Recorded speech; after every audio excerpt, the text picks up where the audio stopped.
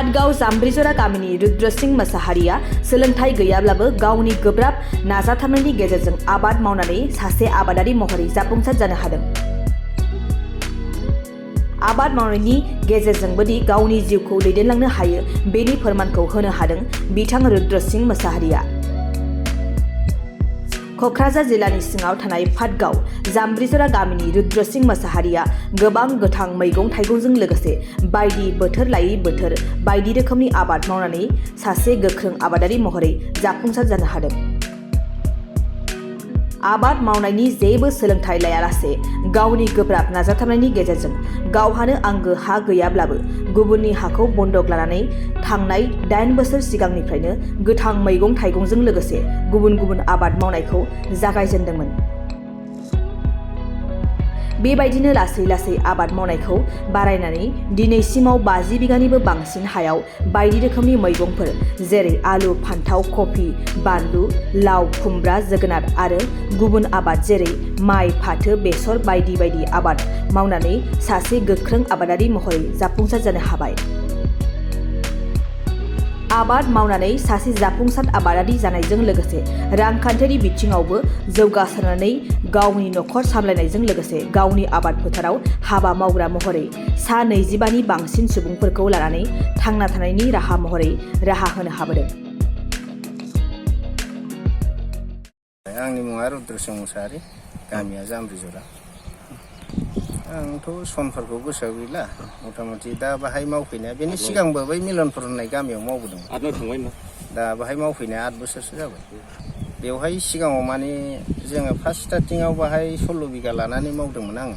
बेनि उनाव दा ओरैबो बारायनानै बे जायगा दाबसेयाव 25 बिगा जाबाय आरो ओरै हाइरड बारनानै 24 आरो 32.5 बिगा दं। ओरै साहाथिं आलु दं, कफि दं, बिदिनो मा होनोमोनलाय बेसर दं आरो बिनिफ्राय माबाबो दंमोन नामा मटर दं।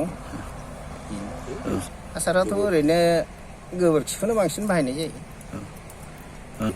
आंनि मावनायाथ' मथा मथि क'क्राझाराव लांनानै फानहैग्रा माखासे 7-6 जनसो दं। बिसोर लाङो, ओमफ्राय आं बाजाराव फानो, सेरफांगुरि फानो, पाटगाव फानो, आलांगि फानो, सिलेखा, एखमबा जाहारबारि, बिसमुरि बाजाराव फानो आरो बे लकेलनि फिसा फिसौ फायखारिफ्राबो बेनिफ्रायनो लांनानै फानहैयो आरो पाटगावआव फानग्रा, आलांगियाव फानग्रा बिसोरबो फिसा लांनानै फानहैयो। सोलोंथाइखौथ' लायाखैखौनो होनजायो। जोंनि गोदोनि दिनाव बिमा बिफाया फोरोंनांगौखौ जोंनि बेसआव मथा मथि दान्दाखौनो लाखायामोन बादि। आङो ओरैनो LP पास जानानै ME आव ओरैनो दाला दालि हाबदों होनजायो। बेनिफ्राय मा होनोमोनलाय बेखौ गोदो नाइट स्कुल थायोमोन ना, बे नाइट स्कुलाव फरायलाबायनानै माखासे इंलिसफोरखौ रोंनाय जादों आरो लिरनो नायनो। माबोरै नोंथाङा? आङो बे हाबाफारिखौ थारमाने आफायाबो आबादारिखामोन नालाय, आफाजों लोगोसे आबादखौ बिदिनो माइ दैफोरखौथ' मावखायो, फाथो फुथोफोरखौ बेजों मावलांनानै उनाव गोसोआ सोलायनानै न'आव थानाय बारिफोरखौ बिदिनो मैगं थाइगं गायदावनानै बेनि उनाव ओरैहाय मिलनपुराव ओंखारबोबाय बिजनेस सिस्टेमाव। सासे बेंगलनि लोगो दंमोन, बेनिफ्राय एसे मोननाय जादों सोलोंनो। दा बेनि उनाव बाहाय खारबोबाय, माने मिलनपुरनाबो मालायनि हाखामोन नालाय, बेहायबो लोगो दंमोन। ओमफ्राय बेनि लोगोखौ गारनानै आं बाहाय फैनानै बे हाखौ लानानै मावजेननानै ओमफ्राय दा हाया बारायनानै गुवार जालांबाय आरो हानायालाय। आबाद नायनानै आबादाव मुलाम्फा मोननो हायो। जेरै आबादखौ जाहोनो हाबा बिनिफ्राय गाहाम फिथाइ मोनबा लाब जायो, गाहाम फिथाइ मोनाबाथ' बाहा।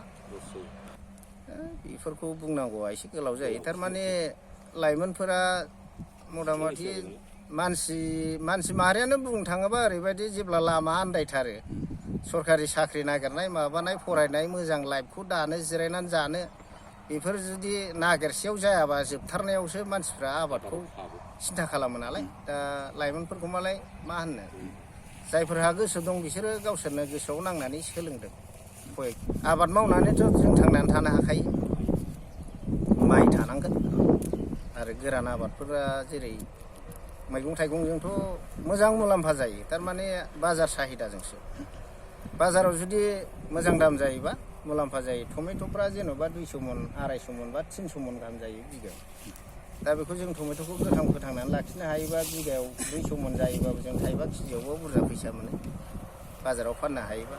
रकलिफ्रा जेरै बिगायाव माबासो जायो 6000सो 5,500 6,000सो 10 थाखा दाल मोनोबा मेक्सिमाम फैसा जायो फुलकबिफ्राबो बिदिनो जेन'बा 6,500 7,000सिम जायो मुलाम्फाखौ मोननो हायो आरोखि माने आबादखौ आबाद बादि मावनानै मोजां जाहोनांगौ बेल'